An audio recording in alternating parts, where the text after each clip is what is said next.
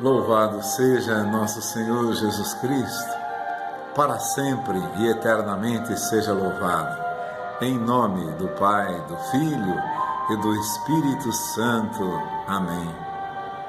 Hoje estava relendo alguns pedaços do Evangelho de São João, relendo, recordando, e é interessante como a vida eterna explode em quase todo o Evangelho de São João. A começar pelo grande discurso do pão da vida, lá no capítulo 6, assim depois também no capítulo 8, na ressurreição de Lázaro. Se creres, verás a glória de Deus, ele vai dizer a Marta e a Maria. Então, a ressurreição de Lázaro é uma passagem muito importante. Eu lhes dou a vida eterna e jamais elas hão de perecer. E depois também, quando Jesus está falando com os fariseus, ele vai dizer também: esse é o pão que desce do céu e que dá vida ao mundo. Eu sou o pão que desce do céu e dá a vida ao mundo. Se você reler, é importante que releia todo o Evangelho de São João. A vida eterna transborda quase todos os capítulos, na discussão com os fariseus, na ressurreição de Lázaro, no discurso do pão da vida, como a vida é presente. Isso também você pode compreender a intercessão dos santos. Aquele que crê em mim tem a vida eterna e eu ressuscitarei no último dia. A minha carne é verdadeiramente, é realmente uma comida e meu sangue é realmente uma bebida. Por aí você pode compreender a intercessão dos santos. A gente dizia em outra ocasião: eu vivo e rogo por tua vida. Rogo pelos enfermos, rogo pelos doentes de coração, doentes da alma, pela conversão dos pecadores, pelos que não conhecem a Deus, pela Santa Igreja de Deus, para que cada dia mais seja iluminada, fortalecida pelo Espírito Santo de Deus. Por isso tão importante a presença de Nossa Senhora, que foi fecundada pelo Espírito Santo e concede aos seus filhos também serem fecundados pelo Espírito Santo. E quando a gente fala da intercessão dos santos, a família de Deus, as três, vamos dizer assim, as três famílias de Deus, a igreja triunfante, a igreja militante, a igreja padecente, é uma família. Os que estão na glória rezam pelos que estão aqui nesse mundo, militando, por isso é militando, lutando para vencer a morte, o pecado. E a igreja padecente, as almas que estão no purgatório, porque não entenderam perfeitamente ou não quiseram dar tanto de suas vidas para conhecer a Deus, para amá-lo, para louvá-lo. Quanto a gente, imagina você, imagina 2 tipos de católico, por exemplo. Como é que você pode admitir? É como no seu trabalho. Você trabalha bastante, recebe aquele salário. O outro não trabalha quase nada e recebe o mesmo salário.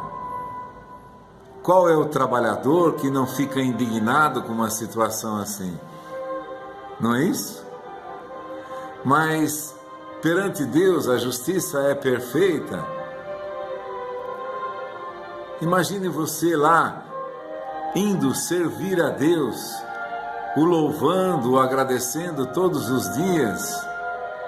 Você sai da tua casa, você chega do trabalho, às vezes cansado, toma um banho, vai para a missa.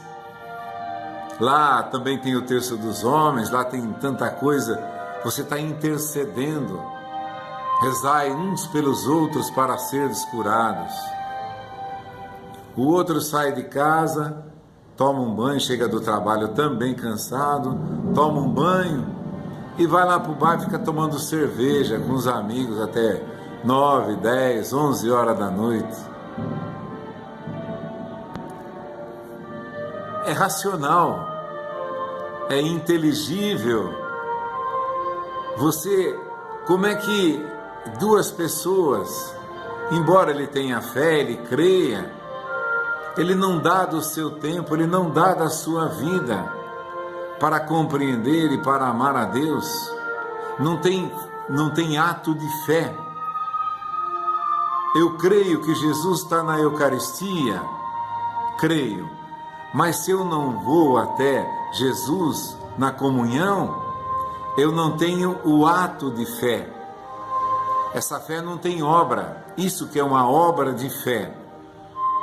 Eu creio que Jesus é sacrificado incruamente, como a gente costuma dizer, mas é sacrificado sobre os nossos altares, porque sendo Deus que se sacrifica na pessoa de Jesus, então é um sacrifício eterno. E toda vez que nós participamos de uma liturgia eucarística, de uma missa, nós estamos relembrando, mas mais do que isso, revivendo o sacrifício da cruz que Jesus derramou o seu sangue por nós. Então veja, você não é porque eu tenho 200 missas, eu sou mais do que o outro que teve 100. Não é isso que eu quero dizer. Você e eu sabemos que é a entrega do coração, é a entrega da vida, é a renúncia das coisas que nos dão prazer, às vezes uma refeição mais lauta, não digo nem de jejum, né? Mas uma pessoa que gasta milhares de reais aí numas férias, que vai passear e fica aí um mês passeando, e o outro que sabe que pode, mas renuncia a algumas partes disso pelo menos, para estar com Deus ou para doar de si a Deus. Uma vez eu vi uma passagem, eu não entendo nada de latim, pouquíssimas coisas, porque a gente ouve às vezes na liturgia e vê, mas um dia eu estava lendo um pedacinho do Evangelho em latim, e esse Evangelho dizia, lá na pregação de João Batista, quando a gente traduz fazei penitência, estava lá uma frase que, me perdoe se você entende latim, mas estava escrito penitência agite, agir com penitência, agir com renúncia. Imagine você todos os atos do teu dia, quando você pode usufruir de um bem e não usufrui, quando você ia num jantar e gastaria ali 200 reais e deixa de gastar esse dinheiro, ou então opta por um jantar de 100. Não, eu não posso, é um desperdício. Como eu posso ver as imagens? Escreve aí no seu YouTube, na sua imagem da fome. Escreve aí no seu YouTube, imagem da fome. Normalmente vão aparecer algumas pessoas da África. Aí você vai ver o estado que chega uma criatura humana. Aí então você tem uma opção. Eu vou gastar 200 num jantar, naquele lugar mais sofisticado, ou eu vou naquele comer bem também que eu gasto 100, e esses 100 a mais eu vou mandar para uma obra que cuide dos nossos irmãozinhos, dos missionários. Há tantos missionários embrenhados nesse final de mundo, mesmo aqui no Brasil, nos sertões do Brasil, nos sertões na Amazônia, na África. Tantos, outro dia, fizeram uma campanha para os cristãos do Suriname, um país também muito pobre, para as missões, onde os missionários, os padres podem estar, as irmãs missionárias, renunciam a toda uma vida de conforto, de bem-estar,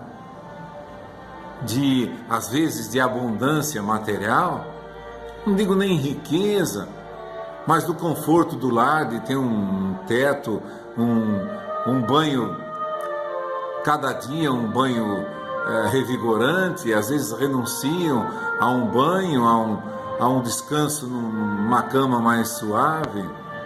Então eu vi esse penitência, agir com penitência. Você vai agir renunciando.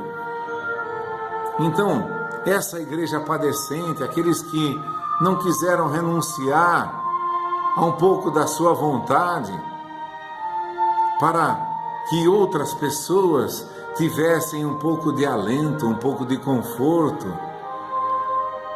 Dói, a renúncia dói, sempre vai doer, mas é isso que é importante. É como uma injeção necessária, dói um pouco, mas você sabe que aquilo vai te fazer bem, assim é a renúncia. Então, vejam, nós estamos nesse caminho, nessa igreja militante, mas qual a diferença? Jesus vai salvar todo mundo. Ainda hoje eu via uma palestra que falava sobre isso também. Um não quer fazer nada e o outro deu a sua vida. Como é a vida dos santos? Por isso que nós cremos, eles têm a vida eterna. E assim como eu vivo e rogo, Pai, olha por todos nós, dá-nos a graça da conversão de cada dia, dá-nos o Espírito Santo para compreender a nossa entrega, viver uma vida de mais entrega, mais amor, mais dedicação à Tua Palavra, às coisas de Deus, a tudo que Deus precisa fazer no nosso meio. Dá-nos a força para realizar a Tua vontade. São Paulo vai dizer isso, que algumas pessoas serão salvas, mas de alguma maneira passando através do fogo. Que é esse fogo? A provação.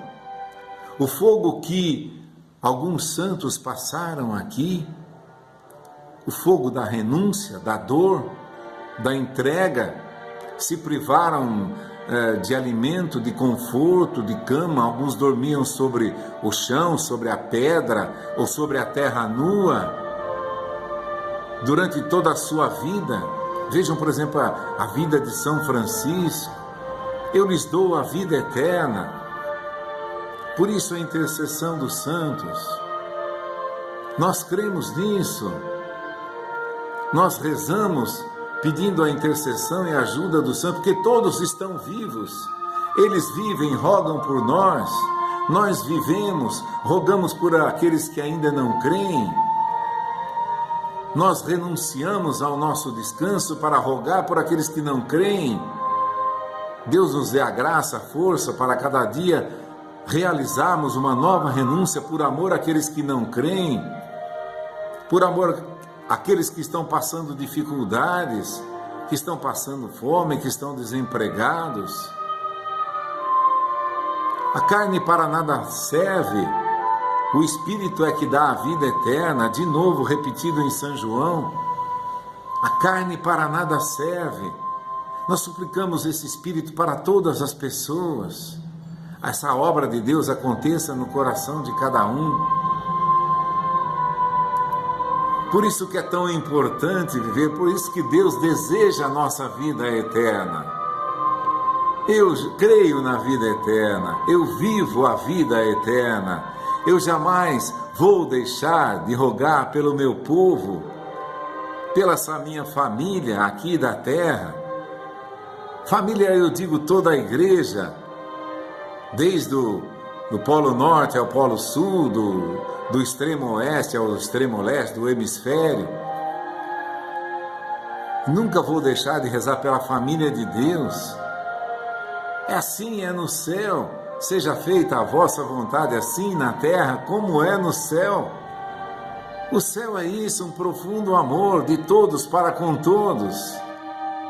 Então aqueles que renunciam, aqueles que procuram, que se empenham, Deus dá a eles a graça da vida eterna, sem passar pelo purgatório, de preferência, todos nós assim o desejamos. Então vamos renunciando, agindo com penitência, agindo com sofrimento cada dia de nossa vida. Não seremos menos felizes do que isso. É como Jesus compara, a mãe que vai dar à luz a um filho sofre, mas a mãe não está pensando no sofrimento, está pensando na alegria de ter um filho nos braços. Ter uma criança nos braços é uma comparação que ele faz. Assim também a nossa renúncia se dói, mas para que nós tenhamos essa alegria da vida eterna, para que nós rezemos como família do céu, da terra e do purgatório, porque sofrem as almas do purgatório, porque vendo a beleza, vislumbrando pedaços, diga assim, pedaços da beleza de Deus, sofrem, porque não doaram a sua vida, porque não entregaram mais do seu tempo, da sua vida. Esse é o grande sofrimento. Você vê uma beleza eterna e não poder usufruir, como na parábola de Lázaro, aquele rico glutão. Veja a comparação, o rico glutão e o pobre Lázaro que ficava aos pés da sua mesa, querendo comer das migalhas que caía daquela mesa. Veja, das migalhas que caía da mesa, mas ninguém lhe as dava. O pobre precisava das migalhas que caíam da mesa. Aí Jesus conta essa parábola. O rico em tormentos dizia: Pai Abraão, manda alguns dos mortos ir falar com meus irmãos, porque se eles verem um morto, eles vão se converter. Jesus falou: não, eles têm a palavra de Deus, a vida eterna.